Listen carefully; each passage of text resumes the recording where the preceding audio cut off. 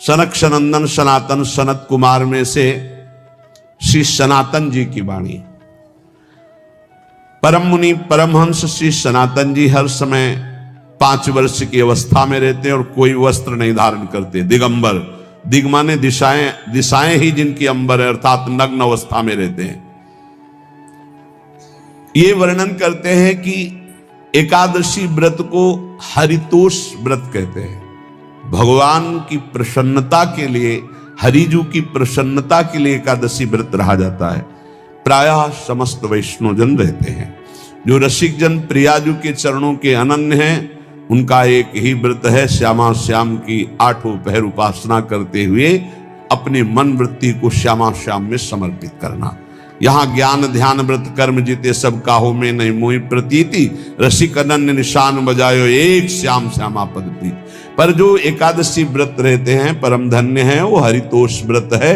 अब एकादशी व्रत का नियम क्या है और कैसे एकादशी व्रत का फल मिलता है, कई बार चर्चा हुई।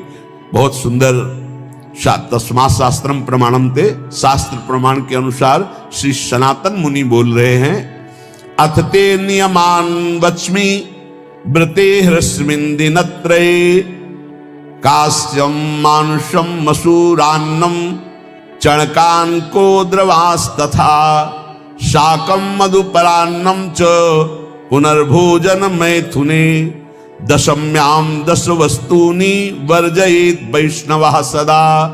जिसे एकादशी रहनी हो और एकादशी का फल प्राप्त करना हो, उसको ये नियम पालन करना चाहिए। अथ ते नियमान वच्मि व्रते ह्रस्मिन् दिनत्रये, उसको 3 दिन, एक तो दशमी और एक द्वादशी और फिर बीच में एकादशी, उसको 3 दिन संयम में रहना होता है, तब बीच की एकादशी का उसे फल प्राप्त होता है।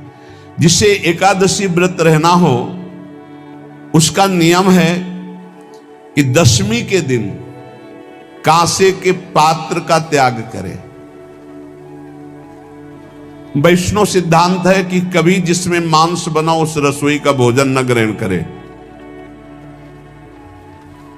मसूर की दाल, चना की दाल, कोदों और कोई भी शाक, शहद, दूसरों का अन्न, दोबारा भोजन और मैथुन, ये दशमी के दिन त्याग दे। एक बार दशमी के दिन भोजन करे 24 घंटे में, क्योंकि एकादशी रहना है।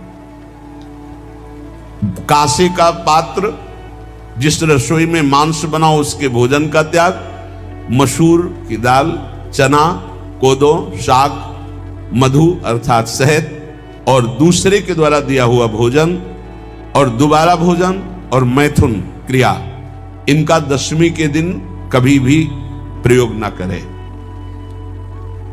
इन 10 वस्तुओं से वैष्णव दूर रहे दशमी के दिन।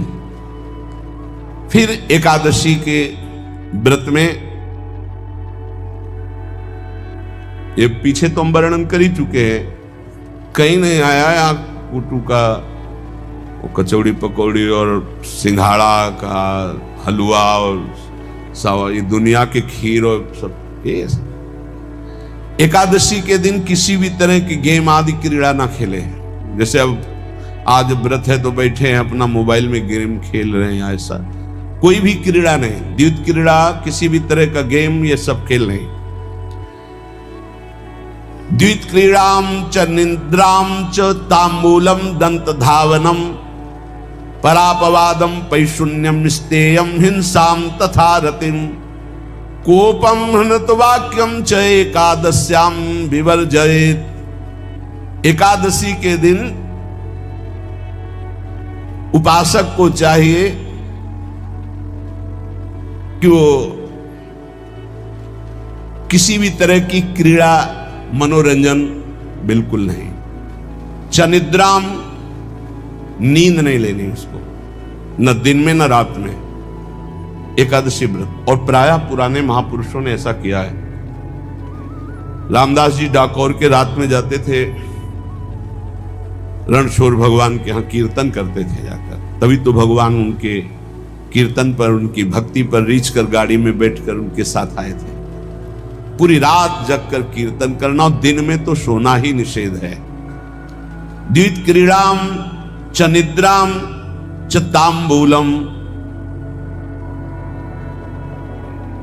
पान खाना निषेध है एकादशी को, बिल्कुल नहीं, जो व्रत रह रहे हैं। और दंत धावनम, वृक्ष से तोड़कर जो दतून की जाती है एकादशी के दिन नहीं। परापवादम, दूसरे की निंदा करना, चर्चा करना नहीं, अर्थात अधिकतर मौन व्रत धारण करे एकादशी के दिन। पैशून्यम, चुगली करना। स्तेयम, कोई चोरी करना। हिंसाम, वाणी से, शरीर से, मन से किसी को दुख पहुंचाना। रतिम, अर्थात भोग करना, मैथुन करना। कोपम, किसी के ऊपर गुस्सा करना। अनत वाक्यम, झूठ बोलना। एकादश्याम विवर्जयेत, एकादशी के दिन ये नहीं करना चाहिए। एकादशी को एक बार कुछ फलाहार शुद्ध, अगर आपके पास कोई व्यवस्था नहीं तो थोड़ा दूध है, जल है, ऐसे आप लेकर, या थोड़ा सा फल ले लिया, थोड़ा सा फल लेकर के प्राण पोषण, एक दिन में मर नहीं जाओगे। कितने तो निर्जला एकादशी रहते हैं, हर एकादशी निर्जला। पूज्य श्री मथुरा दास जी निर्जला ही रहते थे हर एकादशी। चलो भैया, आपकी सामर्थ्य नहीं तो जल 2-4 बार ले लो, एक बार थोड़ा सा दूध और फल ले लो, चल जाएगा काम, प्राणों का पोषण हो जाएगा। ये आचरण न करे, एक बार कुछ आहार ले ले, वो भी शुद्ध भगवद अर्पित प्रसाद।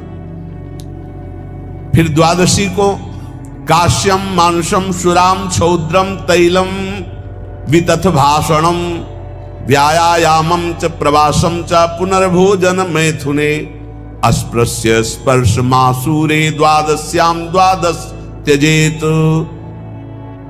कांस के पात्र में द्वादशी को भी भोजन न पावे। जिस रसोई में मांस बनाओ उसमें आहार न ले। किसी भी तरह का नशा द्वादशी को न करे। शहद न पाए, तेल के बने पदार्थ न पाए, मिथ्या भाषण न करे और बहुत शरीर का व्यायाम न करे, बहुत थकावट वाले कार्य न करे। दोबारा भोजन न करे, एक बार द्वादशी को भी भोजन पवित्र।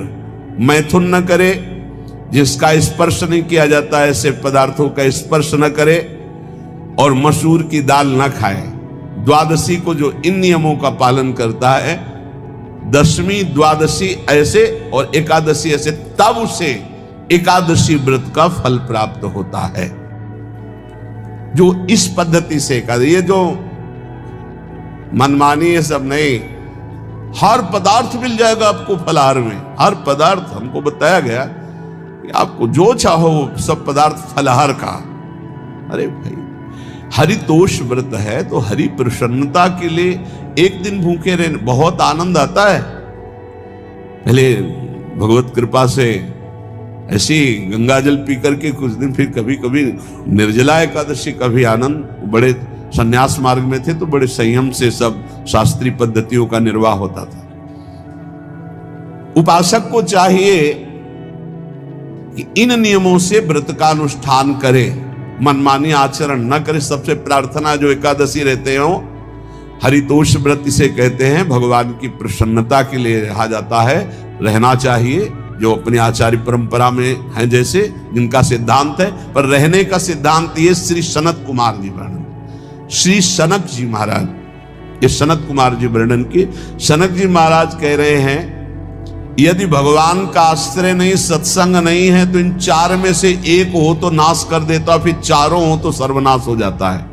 यौवनम धन संपत्ति प्रभुत्व विवेकता एकैपमप्यनर्थाय किमु यत्र चतुष्टयम। यदि सत्संग नहीं है, यदि भगवद आश्रय नहीं है, खूब धन हो, जवान अवस्था हो, और बढ़िया पद मिला हो, प्रभुत्व चलता हो और अज्ञान हो, फिर क्या कह रहा है? बोले ये चारों जहां मौजूद होते हैं वहां सर्वनाश का खेल शुरू हो जाता है। अगर इनमें से एक हो तो सर्वनाश करने में पर्याप्त है। और अगर चारों हो तो फिर क्या कहना है। यौवनम जवान हो, धन संपत्ति, खूब रुपया पैसा हो, प्रभुत्व, कोई पद हो, कोई अधिकार हो बड़ा, फिर अविवेकता और अज्ञानी हो, तो बोले एक नाश कर देगा, फिर चारों तो नाश ही कर देंगे। अगर सत्संगी है तो ये चारों महान कार्य कर देंगे। क्या यौवनम, जवान है, खूब दूसरों की सेवा, मेहनत पूर्वक धन संपत्ति कमाकर माता पिता की सेवा, परिवार की सेवा,